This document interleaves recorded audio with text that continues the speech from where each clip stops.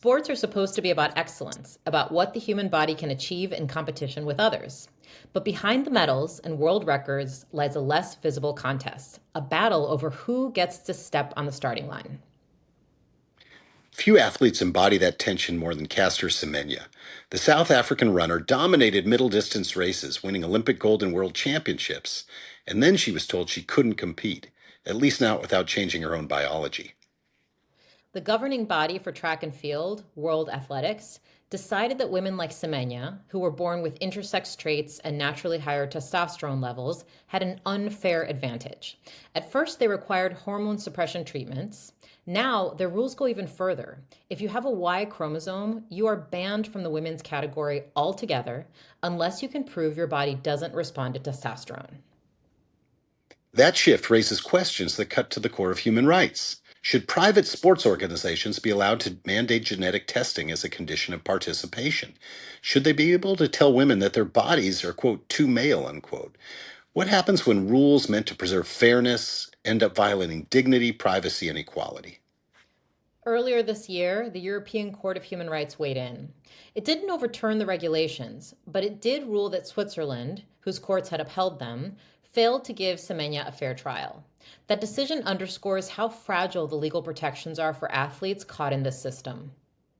And the consequences stretch far beyond one runner. These regulations have disproportionately affected women of color from the so called global south. They're also part of a broader trend with intersex and transgender athletes facing stricter scrutiny around the world. In the United States, of course, the debate has become a flashpoint in politics and the culture wars, especially in high school sports.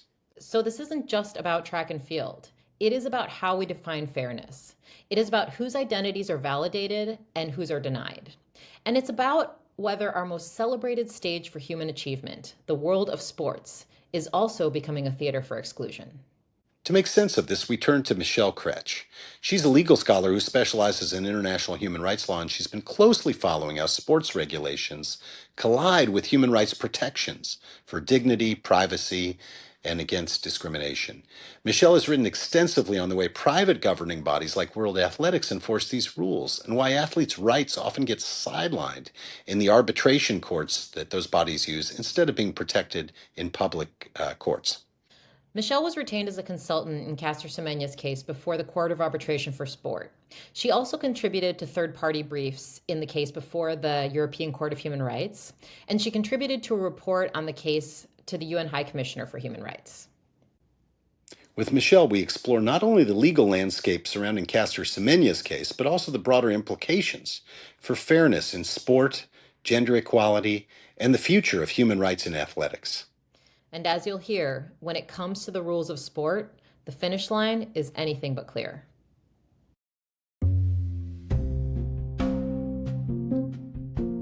Maybe you could tell us just the basic facts of Caster Semenya's case for readers who don't recall the case.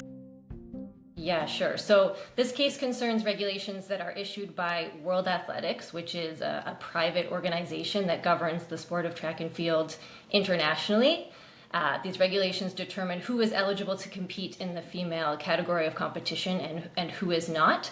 So they exclude, for example, women with certain so-called differences of sex development. So that means women born with certain intersex traits, which often result in higher than usual testosterone levels.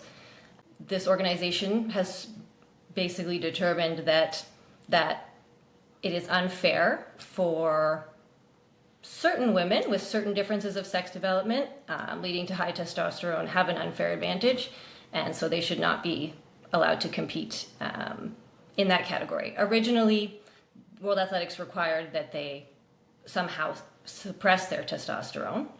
Now, however, that option has been eliminated, and they're just outright disqualified altogether. So this is as I understand it, essentially concerning people with ambiguous sex characteristics or are intersex in some formal way. We're not really talking about transgender persons yet, are we? In these global That's a really important point in question. So there have been for quite a long time now two separate sets of regulations. One that applies to the eligibility of intersex women and another that applies to the eligibility of trans women. With this recent change, both of those regulations are sort of combined, and the same rule is applying across the board. Basically, if you have a Y chromosome, you're disqualified unless you can prove that you are insensitive to androgens, meaning they have no effect on your body. Listeners might be wondering why on earth this would be a human rights issue. Can you say a little bit about that? What's the human rights dimension of these binary categories, but also of genetic testing? Sure. So yeah, I would say the regulation of the female category in sport is a human rights issue because the way it's being done basically puts numerous specific rights that are protected in domestic and international law at risk. So that includes prohibitions on discrimination, the right to respect for private life, to dignity, to economic freedom. It also, especially now with universal genetic testing being introduced, puts at risk rights that are protected in more specific laws that are that apply to genetic testing and the treatment of genetic information. Genetic testing for non-medical or health-related purposes is basically outright prohibited under, for example, the Convention on Human Rights in Biomedicine, often called the Oviedo Convention. Likewise, in many domestic jurisdictions. That same convention also prohibits discrimination and stigmatization of individuals or groups based on their genetic traits. Legislation in some countries exists that's specific to genetic non-discrimination. So Canada, for example, prohibits making genetic testing or the disclosure of genetic test results a condition of a contract or an agreement or of the provision of goods and services. There's also laws in most jurisdictions that prohibit medical interventions and genetic testing in particular without free and informed consent, and that's a big question mark when a test is being required. Usually we don't consider consent to be free and informed when it's induced through financial or other incentives. And maybe the last example is all the many data protection frameworks that are emerging around the world that typically classify genetic information as sort of a special type of highly protected information, which is really difficult in this context where this information used to be shared across borders with a private organization that is headquartered in one part of the world. The testing needs to be done all over the place. So there's a lot of potential legal pitfalls, and a lot of them human rights related. Okay, and just to get one other thing on the table, can you describe this latest European Court of Human Rights ruling, which seems to be very important at this era, an important development? Yes. So the decision of the Grand Chamber of the European Court of Human Rights was, I guess we can say, partly in Caster Semenya's favor. And I say partly because on the one hand, the Grand Chamber concluded that it did not have jurisdiction over most of her substantive complaints, so those that related to discrimination, to respect for private life, to an effective remedy. This is partly because Switzerland itself did not create these regulations. They are created by this private organization that's headquartered in Monaco. But on the other hand, the Grand Chamber concluded that it did have jurisdiction with respect to Semenya's complaints related to the right to a fair trial. And that's because her appeal was heard by a Swiss court. So it held that that right had in fact been violated because neither the Court of Arbitration for Sport or the Swiss Federal Supreme Court had conducted a sufficiently in-depth review of her claims, which was basically required to make it compliant with the European Convention on Human Rights. So just to be clear for listeners, the way the European Court of Human Rights works and the European Convention of Human Rights is people have rights against the member states, the governments. But if a private organization like the International Olympic Committee or something like that, or World Sport Federation, violates your rights, you don't have a direct claim unless there's some element of the state being involved. In this case, the Swiss courts hearing that appeal. And then that's the hook for getting into the European court case. So what exactly did they decide in terms of a remedy for Caster? The court basically found sort of 5 deficiencies, which I can get into if that's helpful. And these are sort of 5 shortcomings in the court's reasoning, but also 5 problems with the regulations themselves. But as you say, because this is a case against Switzerland and not against World Athletics, it's Switzerland that's responsible for executing this judgment domestically under the supervision of the Council of Europe's Committee of Ministers. So what that looks like is still to be determined and being negotiated, but that could look like the reopening of Caster Semenya's proceedings in Switzerland. It could look like training for judges to make sure that they do conduct the kind of examination that is required under the European Convention. But meanwhile, World Athletics regulations remain in force, and actually, as I mentioned, they've been revised to be actually even stricter and to apply more directly to a broader scope of athletes as well. But there are actually many, many laws that apply here and that have not actually been, but have apply in theory, but haven't really been applied in practice. And maybe I'll say on that point that the one key reason for that is that these international sport governing bodies include in their regulations and in their constitutions arbitration clauses, essentially, that impose mandatory arbitration on athletes. So they're basically prohibited from going to regular courts. They have to go through this private arbitration route, and so that makes it very difficult for them to bring human rights claims. And that's something recognized in the European Court of Human Rights judgment. That's part of the reason the court said that domestic courts really have to do a, quote, particularly rigorous examination of these kinds of claims. Otherwise, athletes will have no recourse when their human rights are violated. And is there like minimal testosterone testing in male sports? It's a great question, and of course there is not. These rules only apply to the women's category of competition. That's true both for when it comes to trans women or intersex women. Men who have variations in sex development or trans men have far fewer hurdles to overcome to compete in the men's category.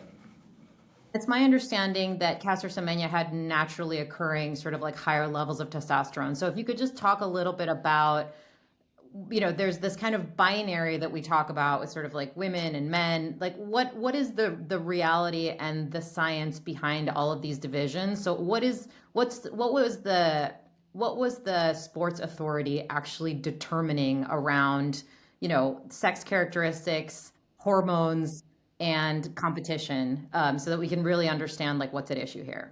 Yeah, great question. Well, because sex and gender are very complicated, these sports organizations have experimented with all kinds of different approaches. What is the indicator that should be important to us? And of course, narrowing it down to one indicator is always going to be problematic. There is no perfect answer to that. So over the past many decades, sports organizations have done things like have women walk naked in front of a panel to just assess the appearance of their bodies and their genitals and other physical visible traits. Then when chromosomal testing became possible, that became the approach. We'll do just genetic testing. And sort of chromosomal testing was determined to be unscientific or scientifically invalid, basically unethical, and basically impractical because many doctors refused to do it. That is why World Athletics abandoned that approach. So then they started pinpointing certain diagnosable differences of sex development, also have been called disorders of sex development, or intersex traits, which basically means some atypical combination of chromosomes, hormones, and like phenotypical or physical traits. They're not sort of lining up as they typically do in a male column and a female column. And there are a large number of variations that sort of fall under the umbrella of intersex traits. And even among women and men who do fall in these columns, there is variation of estrogen and testosterone and all of these various hormones, right? So it's not like there's just the columns and then the outliers. Yes, exactly, exactly. And actually, that is another approach that sports organizations took for a period of time, simply a testosterone cap. Ignoring everything else, just saying if you want to compete in the women's category, your testosterone cannot be above this level. I was going to make a comment that, of course, there is the corresponding fact that more testosterone tends to make you stupider. At least that's my casual observation. But anyway, I wanted to ask. I guess I wanted to push you a little bit on that. So obviously, the nature of sport is that you have categories of people who compete amongst themselves, and that could be levels. I'm unfortunately uneligible for featherweight boxing at this point in my life, never have been. And that's what sort of makes the competition, is that you have these groups of people who, and we draw lines. And like all lines, there's going to be some people on one side who probably should be on the other side or could be by another definition. So there's an inherent demand for line drawing, I think. And so I guess my question for you is, how would you draw those lines if not in this binary way? How I would draw the line, I don't think that I have the perfect solution. If I were to, overthrow the sports system as it is and start from scratch, that's one question. But working with what we have, which is generally binary sex categories, my personal approach would be just go based on legal sex, but maybe that's my leaning partly as a lawyer, or partly as a human rights, someone who cares about human rights. Of course, people have concerns about that, and that is where all these efforts to try to find a line come from. But I think this is the kind of situation where the perceived harm of allowing people to compete based on their legal or social identity is so much less than the harm of doing what sports organizations are doing at the moment. It's, in my view, sort of a solution without a problem. In the United States, the issue that is really, it's a slightly different issue, which is the issue of transgender individuals competing, particularly in high school sports. That seems to be the one the public is really upset about, and the Republicans have scored a lot of points politically by politicizing that issue, even though, of course, as with all of these things, it affects a very small number of individuals. Is that a different issue, or is that the same issue for you? Yeah, it's definitely a related issue. I think it's interesting to think about, since the human rights that are at issue, when you're assessing them, there's usually a balancing exercise taking place, right? And I think the justification for excluding trans athletes or athletes with differences of sex development is a much weaker justification. The younger or less competitive the athletes are, so that's one side of the balance. And on the other side, that the harmful effects are actually even greater because these are young athletes, because they are, particularly vulnerable, because they probably can't even legally consent to some of the testing that's required, or, the potential harms. I think when it comes to children, we usually think of as even greater. So I think from a human rights perspective, that's an even harder bar to get over when it comes to high school sports. I think you could make the opposite argument. So Caster Semenya, one of the reasons that she became an issue, because she's really good, she's really fast, and was winning all these things. And so, the harm in that particular case, to others are these superstar female athletes who didn't have the same amount of testosterone or the same sex characteristics or whatever. And so, they got the silver medal instead of the gold kind of thing. So that seems like a very minor cost, if you will, to letting her compete based on even her self-identification. On the other hand, high school, you're talking about all kinds of what's the word? many more people are involved in terms of who's going to get to compete, and parents really care about their children having fair competition. The famous case of the Penn swimmer, which has just become a major issue in national politics. The Trump administration, insisted on the Penn swimmer, parentheses, I can't recall the name, Leah something. The Trump Got it. administration insisted on taking away their awards because of the cost to all the other athletes there. That strikes me as like sort of a different level of harm to those other athletes than to many ordinary, young girls who have to compete in these situations against biological men. So I don't know. I think of the cost being a little bit inverted, I suppose. Yeah, maybe based on your response, I wonder if maybe I wasn't clear in what I said. But I was sort of speaking about the cost to the athletes affected by the No, regulations. I If get that. they're, I get that. But it's yeah, a balancing test because you have I know. an unfairness if you have someone who is, a 6'6" former male who's competing in college swimming competitions. Is simply was much bigger and better than all the women who also had trained their whole life. So there's costs on them that I was talking about.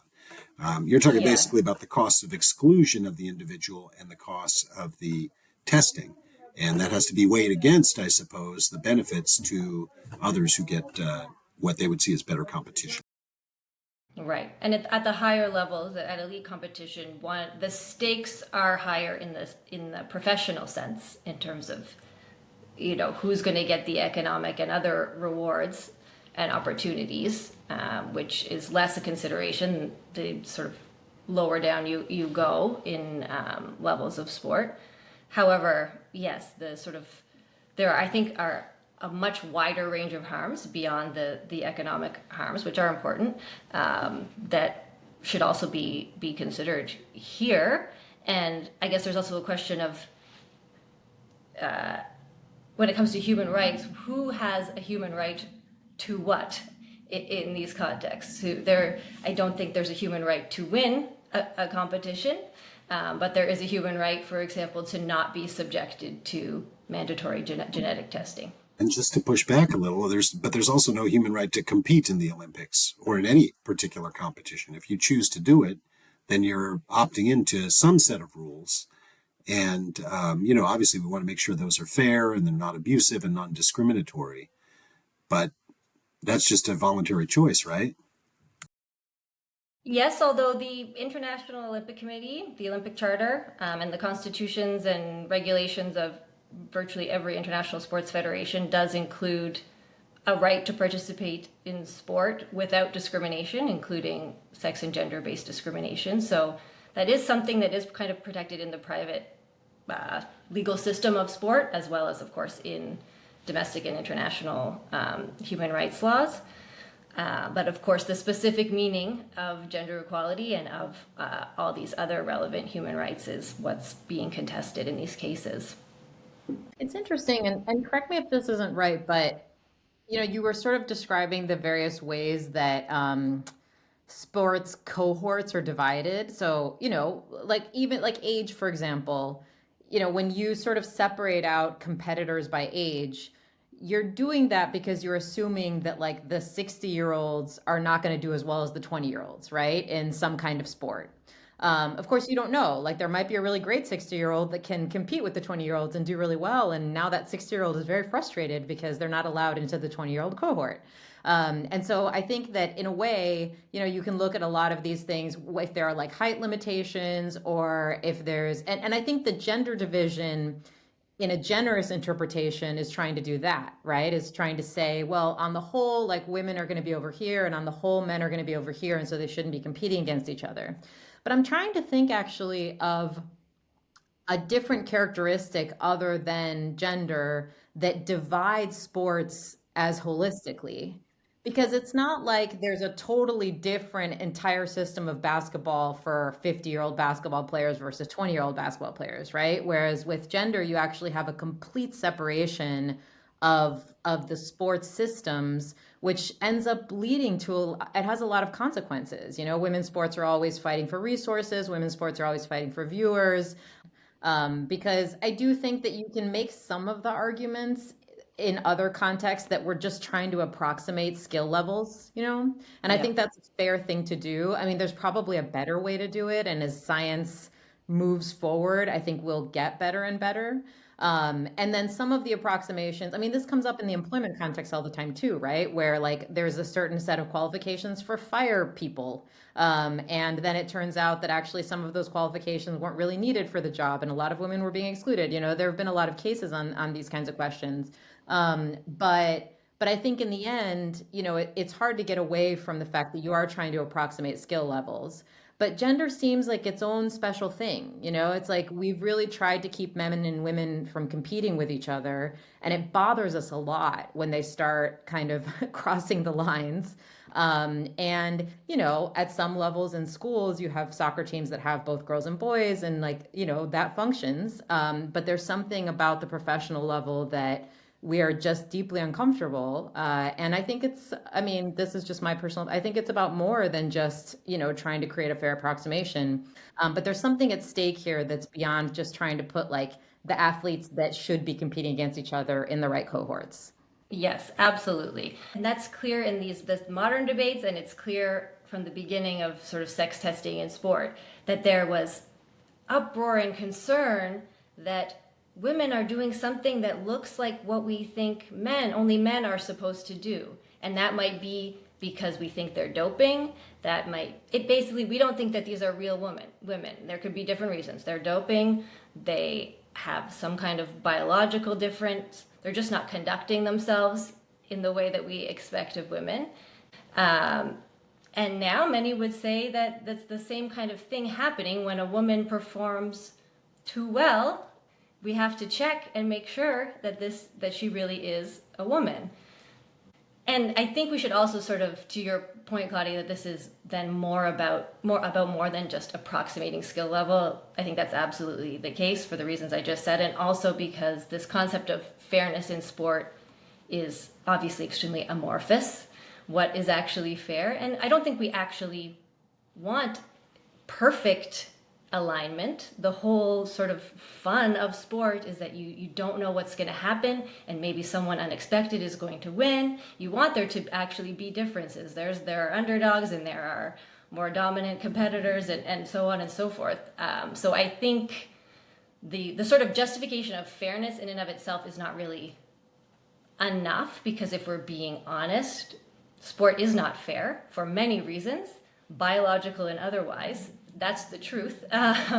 So I don't think just citing fairness is enough to justify these kinds of rules.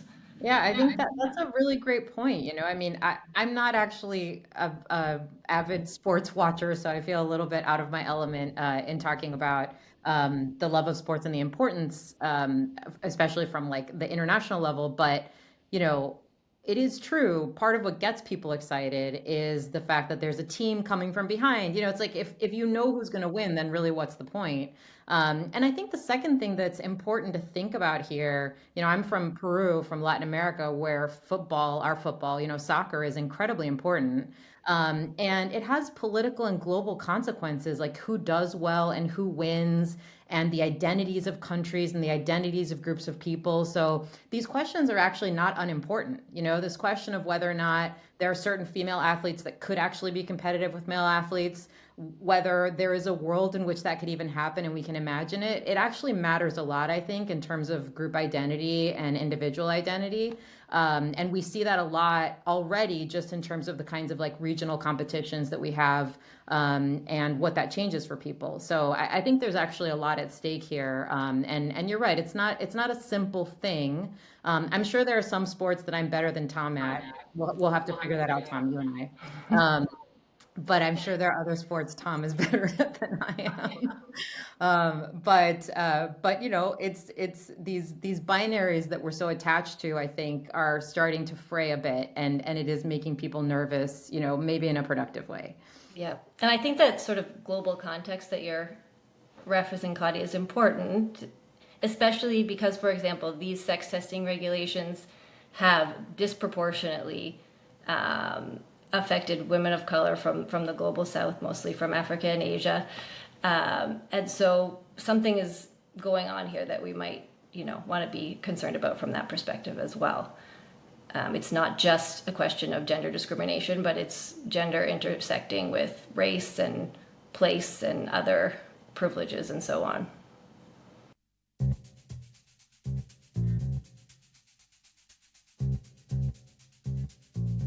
On this issue, like, I would much prefer a world where we just have some kind of like, whatever they are, qualifications to get into competition. And even if there's just two women who are tall enough to be in this top-notch basketball team, then let them compete and maybe they'll suck. Like, if that's what happens, that's what happens.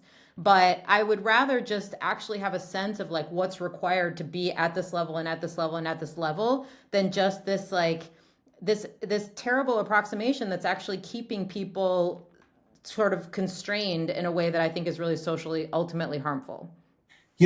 I would say you're being something of a CEDAW maximalist. The Convention for the Elimination Okay. of Discrimination. Called worse.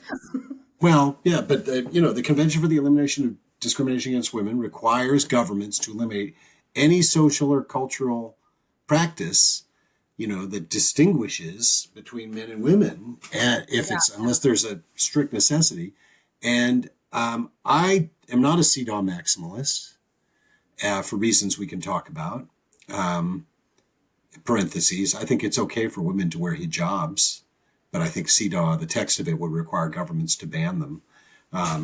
But in any case, I think that we have to have we have to be trading off this particular issue of discrimination against many other things.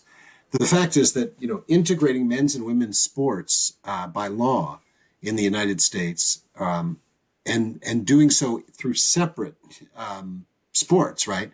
So that women's sports had to have the same amount of funding and support as men's sports. That happened in 1972. Massive change in our culture. We have so many more young women who are now athletes because of that rule, which was pushing against the norms. But it did not go so far as to say we're only going to have one, basketball team and it has to be half women, or one baseball team it has to be half women. So there's a question of, maximizing opportunities is different than integrating and getting rid of all distinctions. The kinds of affirmative measures that CEDAW requires of states are intended to lead to a place, right? There's like a final destination. And we don't all agree on what the final destination is. And like, that's okay. But we need to think about what the path is and what is the world that you actually ultimately want to see. And the world that I ultimately want to see is that people are just competing with people based on what their skill is. I don't actually, and this is not to say that this is what should happen now. And that's actually my point, is I think this is a long trajectory. But I don't think that in the long term, gender is a useful way of separating out skill levels in sports generally. I think it's what we've done because of the way that sports became important historically. I think it's what we've done because of what the role that gender has played in society more broadly, where women, men and women have been assigned to like really particular roles that are changing over time but still exist. But I don't think it's actually the future that we really want. And I don't actually think there can be real equality if you are going to live in a separate but equal world forever, and that's what you're talking about. So do I accept? And again, I don't know the science behind this. I mean, this is why I think it's important to be humble here, because when I do talk to people who, I have a good friend who works in animal behavior, who teaches animal behavior. When I talk to actual biologists and scientists, gender is very complicated. Sex is very complicated. And socially, we're constantly making determinations about what it means. But do I accept that it is likely that there are just more tall men than there are tall women who will just have easier access to a basketball hoop? Sure, but do I accept that there are no women that can compete ever in that like high space? No, I don't think that's true. And I don't think you can know that it's true. And so I don't see the value in this. You might end up with an elite group of basketball players that are just men, that's possible. But then let's just do that. Let's actually come up with some kind of characteristics and features where people can compete against each other.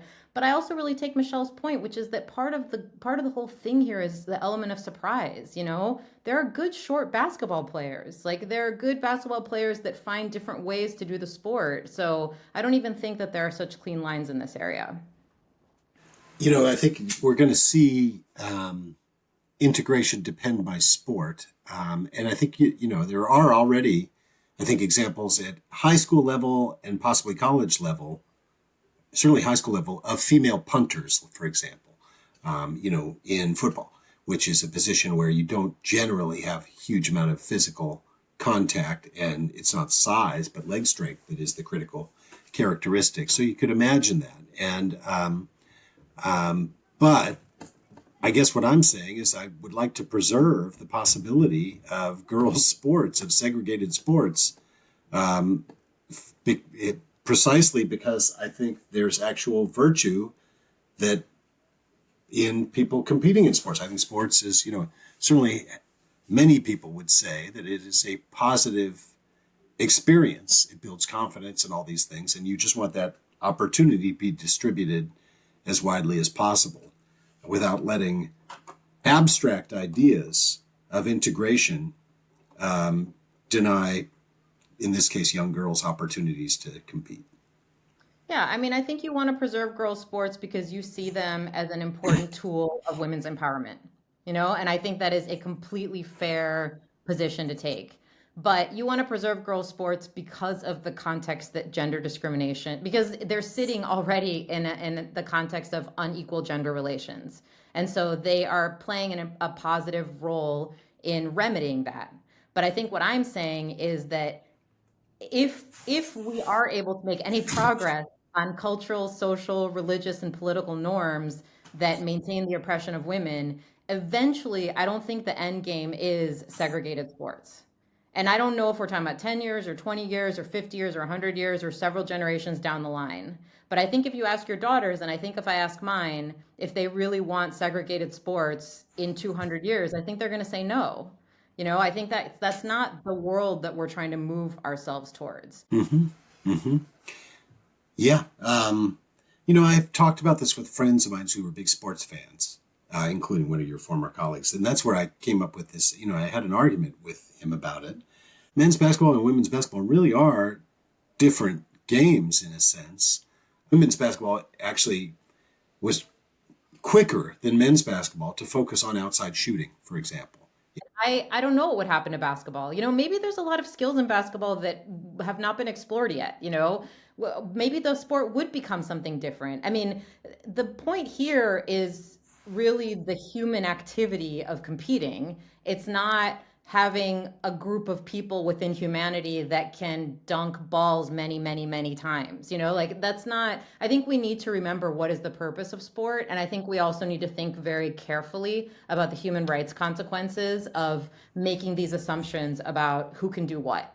And I think, we're in a process of evolution and change. And I think this will change over time. There's so many things that are changing right now, men taking primary caretaking role over their children and women being primary breadwinners. And, all of these things make people very, very nervous. But the truth is that, with the change over time, as a humanity, we adjust. And what I really encourage us to do is to preserve the principles. And the principle of non-discrimination and equality is a really fundamental human rights principle, as is human dignity, and we can talk about what are the ways to get there. And again, I'm very sympathetic to your view that like women's sports is doing a lot for women. And I actually believe you, but I also do want to have a conversation about what is the end game, because I think that this valuation of women's sports is being turned into a lot of different things that you don't agree with, and so this idea that like, women need to be protected from men and they can't, be in proximity with men because who knows what will happen, and keeping women who have naturally occurring testosterone from even participating because now they sort of seem like men, all of these things I think are starting to move away from the values that we would want to ascribe to women's sports. And so we need to think about what is the ultimate goal here, and then also how we're going to get there. That's really well said. It's so interesting that the politics seem to be moving in the other direction, at least in this country. Yeah. And so here's yet another example in which human rights perspective is slightly different than a democracy perspective, where we listen to whatever the majority wants or anything like that, where we have to be thinking about, what are the consequences for the individuals of these, allegedly neutral decisions that we're making. So I think that's a really helpful way to put it that you've just done. But this is a tricky issue, and people who are fighting for equality really do fall on different sides of it. Like Yeah. we haven't been discussing the question of, self-identity and whether or not that self-identity should be respected by an institution. And I think that's really, I mean, that's where this really is like a political, cultural issue. But what we've been talking about is even just how you would think about putting together a sport, Yeah. and look, you're saying in any group of men and any group of women, the men are going to dominate. Like that's not true. I mean, I don't know that I'm willing to concede that in every single sport, but sure, I think there are probably some sports in which you take the most elite male athletes and the most elite female athletes.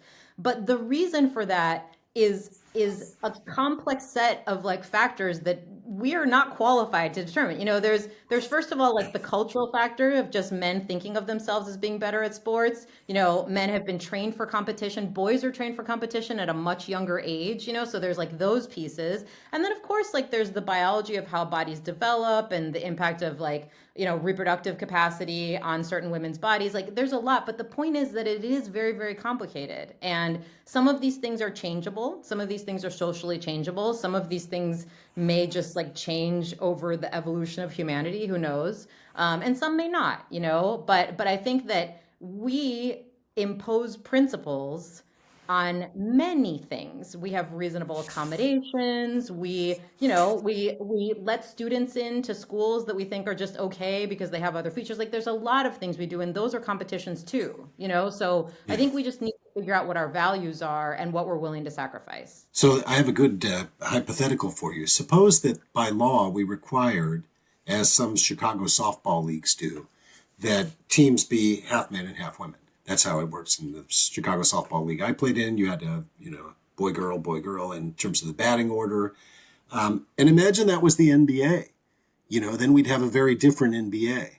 But the fact is that we're operating I think what you're saying is we're operating in a system with a legacy NBA, which is worth billions and billions and billions of dollars. And so no Yeah. one's actually going to switch their Yeah. TV off of watching LeBron James to watch the mixed team, even though that Right. would also be a good game and it would be a Yeah. different game. It would be an interesting game. And Right. so, and this is the perspective of CETA also is like we have to take really affirmative steps to overcome these legacy structures. And, maybe it would be a better game, objectively speaking. Um, And it might be better for society. I mean, I think that's the other thing is what would we miss and what is it that we're doing? And I think, yeah, I mean, I think that's a really good point.